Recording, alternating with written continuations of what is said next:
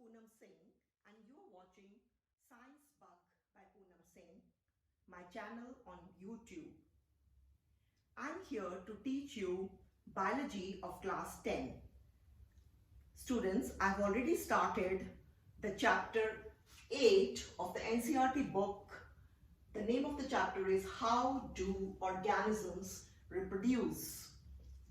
In my last video, which was in the form of a PowerPoint presentation, I have already discussed in detail the first two pages, that is page number 127 and 128. But I would like to repeat a few important things of those pages. Before we start to know how the organisms reproduce, it is important to know why do organisms reproduce or why reproduction is necessary, even though we know that reproduction is not an essential life process. By this I mean that life processes which we have already done in the previous chapter, like nutrition, respiration, excretion, circulation, all these life processes are essential. That means if we do not perform these life processes, we will die. But reproduction is not a life process without which you cannot survive. You can live even if you don't reproduce, but still, why reproduction is necessary? Why is it essential still? The answer is simple, that over the period of time, the individuals grow old and they die. So, to continue the species on the earth, it is necessary to reproduce. So, it is essential to produce young ones of its own kind to maintain or to continue the existence of the species on the earth. There will be no animals like cats, dogs, or any species you take, bacteria, virus, or plants. All these species will die over a period of time unless and until they reproduce. So, reproduction is necessary for this very reason. And then we had discussed, do the organisms create exact copies of themselves?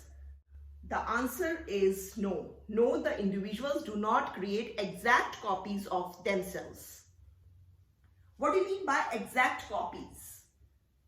Exact copies means that during reproduction, the hereditary material, that is the DNA, the full form of DNA is deoxyribonucleic acid. This is the hereditary material, or the material which carries the genetic information. This material is passed on from the parent to the offsprings. And this genetic material is present on the chromosomes. That is, chromosomes are made up of DNA. Chromosomes are made up of DNA, and these chromosomes are passed on from the parents to the offspring through the reproductive cells.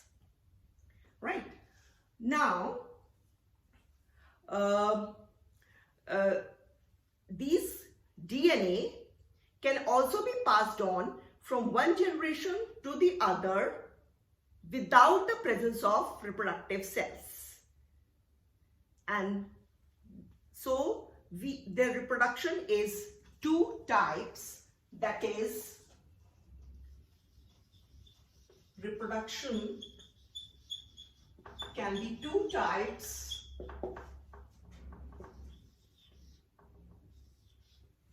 That is, sexual and asexual. Sexual means reproduction through reproduction reproductive cells. Reproduction through reproductive cells. And asexual means reproduction through or reproduction without reproductive cells. And this is one thing. And the second thing is that sexual reproduction, we require two sexes, that is the male and the female. Whereas in asexual reproduction, a single organism is capable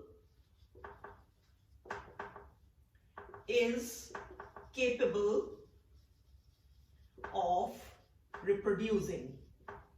Just continue that do the organisms create exact copies of themselves? The answer is no, because while reproducing, the DNA replicates. The DNA makes another copy of itself, and the two copies of DNA made are not the same, because no biochemical reaction can be so perfect, so accurate, so as to create an exact copy.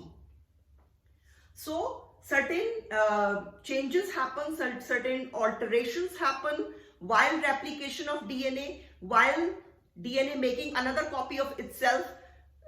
Changes happen, alterations happen, because these alterations are the ones which lead to variations.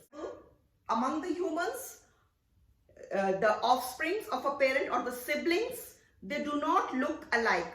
Although they resemble each other, but they are not identical. The reason being that while reproduction, the variations took place.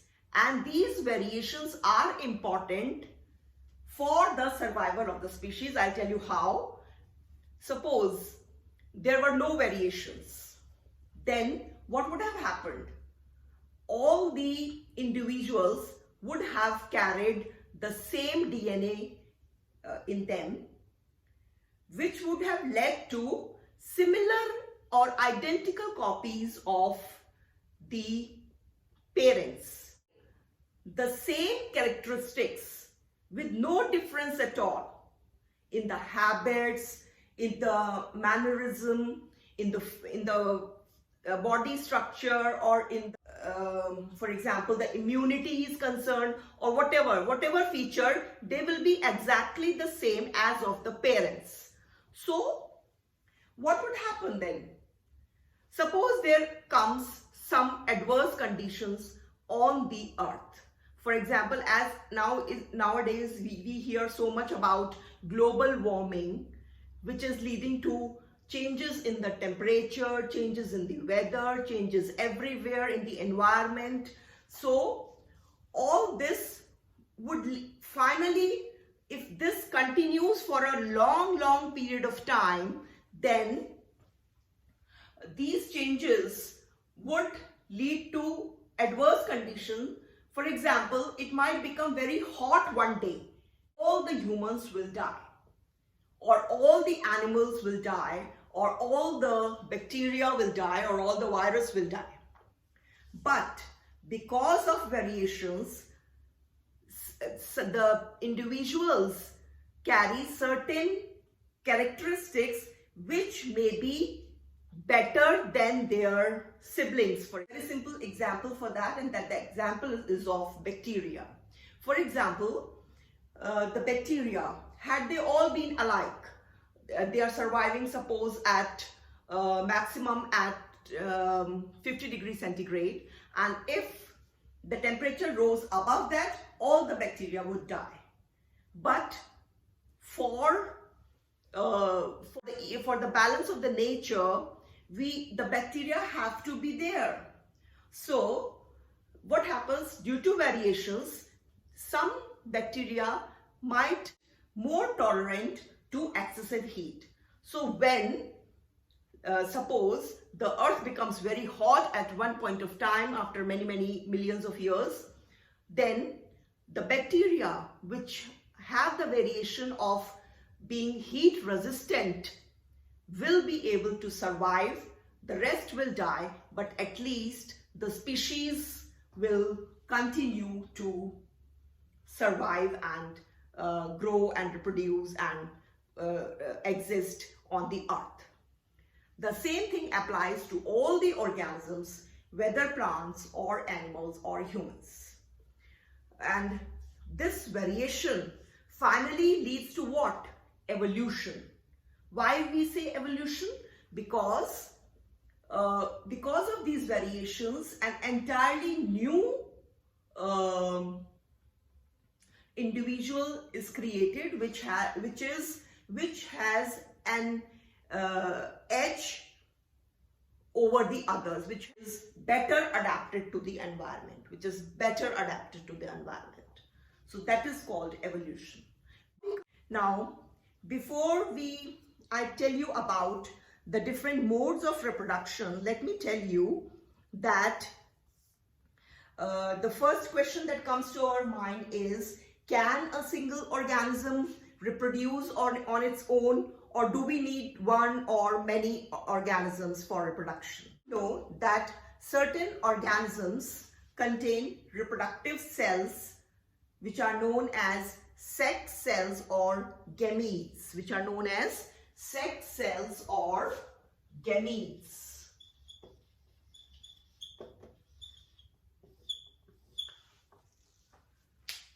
And there are organisms which do not contain these sex cells or gametes. Now, in case if an organism does not contain the reproductive cells or the gametes, so how they are going to reproduce? This is one very immediate question that comes to our mind. Sex cells are two types, as you can understand, which is these are two types: the male gametes and the female gametes, right? The male gametes and the female gametes. The male gametes produce sperms, and the female gametes produce eggs. In the plants, we say the male gametes are known as pollen, and the female gametes are known as ovules in the case of plants. So,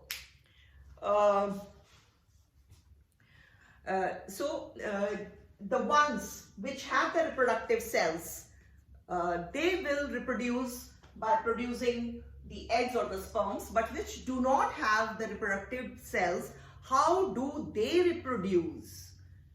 They reproduce by breaking off their bodies, by regenerating their bodies, by dividing their whole body into two halves, and so on and so forth, which you will learn in my next video. I'll be telling you about that.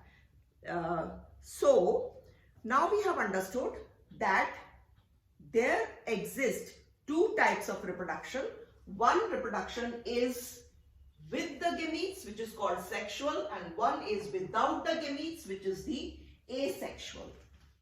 Asexual reproduction takes place in the bodies of organisms which are simple in nature, whose body structures are very simple. These simple organisms can be the unicellular organisms, which can be plants and animals. They will be microscopic plants or animals, and they can be multicellular also, but those multicellular plants or animals should be very simple in structure, in their body structure. I would conclude today's lesson by telling you the different methods or the modes of asexual reproduction. So let me write down. There are basically 6 methods of asexual reproduction. 6 methods or modes of asexual reproduction. And these are: number 1, fission.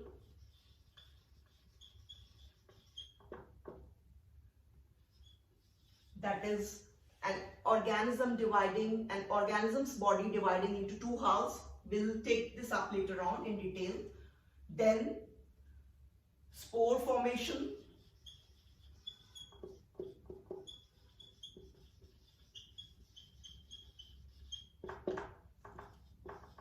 Budding.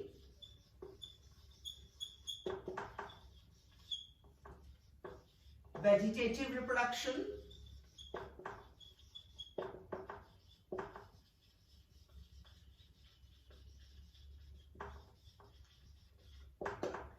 Then 5th, what I've missed out? Regeneration and fragmentation. Regeneration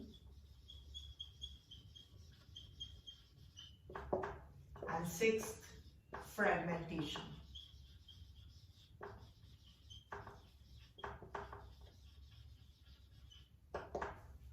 We'll take up each one of these modes of reproduction in detail in the next class with the method and the examples.